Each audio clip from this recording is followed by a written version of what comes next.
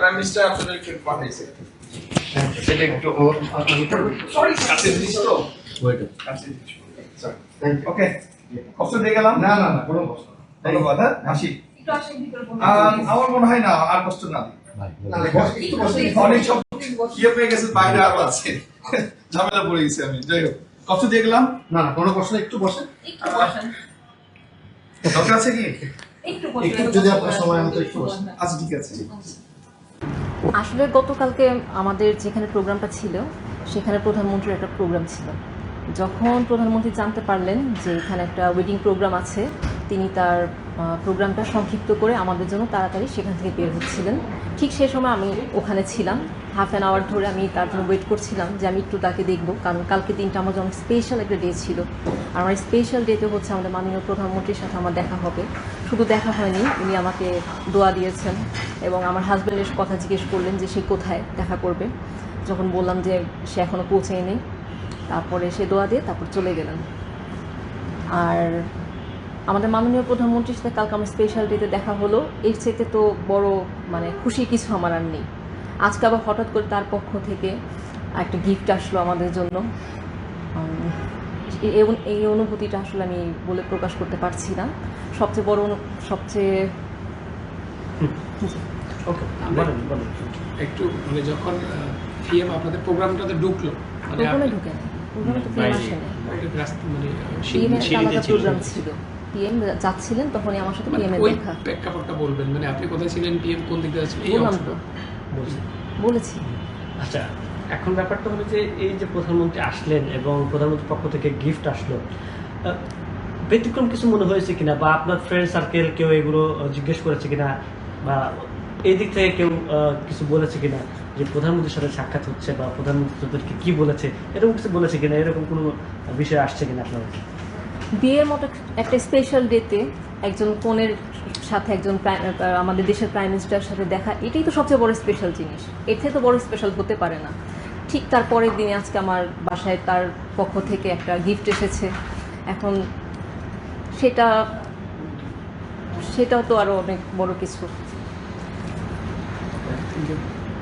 নামটা আমার নাম আনিকা তাবাসসুম। হচ্ছে কালকে থেকে এটা নিয়েই খালি কথা বলছি, এটা নিয়ে আমরা এক্সাইটেড যে অনারেবল প্রাইম মিনিস্টার উনি আমার ওয়াইফের সাথে দেখা হলো, আমার কথা জিজ্ঞেস করলো, আজকে আবার গিফট আসলো। এটা আসলে বোঝানোর মতো না। তো এটা খুবই টোটাল আমাদের বিয়ে ওটা একটা স্পেশাল ইভেন্ট, ওটাকে আরও বেশি স্পেশাল হয়ে গেল ওনার এই অ্যাক্টিভিটির জন্য। তো এটা আসলে বলে বোঝানো সম্ভব না যে এটা কতটা স্পেশাল আমাদের দুজনেরই জন্য। আগের প্রধানমন্ত্রী নাম শুনেছেন, ভোট দিয়েছেন, যেহেতু যখন সাক্ষাৎ হলো এরপরে আসলে আপনার অনুভূতিটা কেমন? অনুভূতিটা আগে কেমন ছিল? বুঝিনি, আরেকবার বলবো। আগের প্রধানমন্ত্রী অনুভূতি যখন দেখেননি, যখন আপনার সাথে সাক্ষাৎ হয়নি, কখনো চিন্তা করেছেন কিনা যে তার সাথে? না, উনি সবসময় একটা খুবই হাম্বল মানুষ। উনি তো দেখি সবার সাথেই দেখা করে, সবার সাথেই উনি হ্যান্ডশেক করে, সবার সাথেই চেষ্টা করে যে একটা রিলেশন রাখতে। তো খুবই হাম্বল মানুষ, এটা আমি জানতাম। কিন্তু আসলে এইটা আসলে খুবই আনএক্সপেক্টেড। হাম্বল মানুষ হচ্ছে ঠিক আছে, কিন্তু আমার সাথে ডাইরেক্টলি এরকম হবে, যেহেতু ডাইরেক্টলি ওনার সাথে আমার পরিচয় হয়নি, তাও হয়তো একটু আগে আসলে পরিচয় আমার ওনার সাথে দেখাই হয়ে যেত। তো এইটা একটা খুবই স্পেশাল জিনিস যে উনি এতটা হাম্বল। উনি অনারেবল প্রাইম মিনিস্টার, উনি আমাদের তাও এতটাই হাম্বল উনি যে উনি আমার ওয়াইফের সাথে কথা বলেন, আমার কথা জিজ্ঞেস করলেন, আবার এত বিজি স্কেজুলের মধ্যেও উনি আমাদেরকে একটা গিফট পাঠালেন। তো এটা আসলে বলে বোঝানোর মতো না, যে এই ফিলিংটা আসলে এটা বলে বোঝানো না। কিন্তু একটা জিনিসই বলবো যে প্রচণ্ড স্পেশাল ফিলিং। আচ্ছা, উনি যে বিয়ের প্রোগ্রাম আছে, বিয়ের প্রোগ্রামটা কখন? তখন বলছে যে 7টা থেকে শুরু হবে। আমরা হলটা নিয়েছিলাম হচ্ছে 6টা পর্যন্ত, 1 ঘন্টা অলরেডি পার হয়ে গেছে। তা ও হল কর্তৃপক্ষ যারা কৃষিবিদ যারা আছে তারা আমাদেরকে ওইভাবে জানায়ও নি।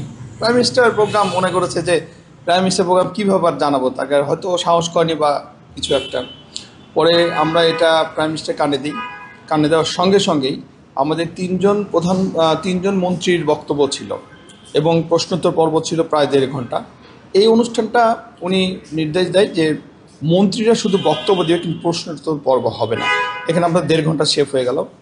এটা হওয়ার পরে উনি তাড়াহুড়ো করে যখন নামতেছিলেন অনুষ্ঠান শেষ করে, যে একটা বিয়ের অনুষ্ঠান আছে, তখন পুত্র মানে নববধূ তখন ওখানে বধূ বেশে সেজে লিফটের নিচে দাঁড়ায় ছিল, এক্সিলিটারের নিচে সিঁড়ি দিয়ে নামার পরে ওনার সাথে দেখা হয়।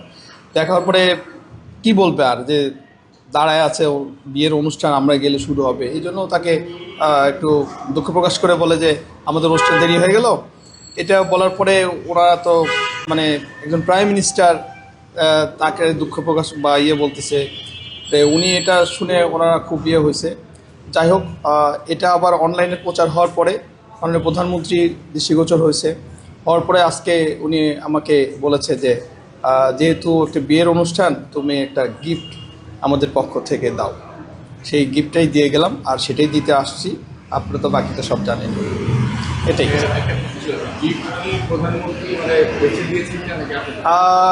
এটা বলতে পারেন, গিফটটা যখন কেনা হয় তখন 3 ধরনের একটা ডিনার সেট তাকে চয়েস করে দেওয়া হয়েছে, সে বলেছে এটা, সেটাই আমরা নিয়ে এসেছি এবং বলেছে খুব সুন্দর করে যেন করা হয়। এবং এটার গিফটে কিন্তু আপনারা গায়ে দেখেছেন যে প্রাইম মিনিস্টার এবং তার ওয়াইফের নাম লেখা আছে, দুজনে মিলেই এটা পৌঁছে দিয়েছে, ডক্টর জুবাইদা রহমান এবং জনাব তারেক রহমান। ওকে।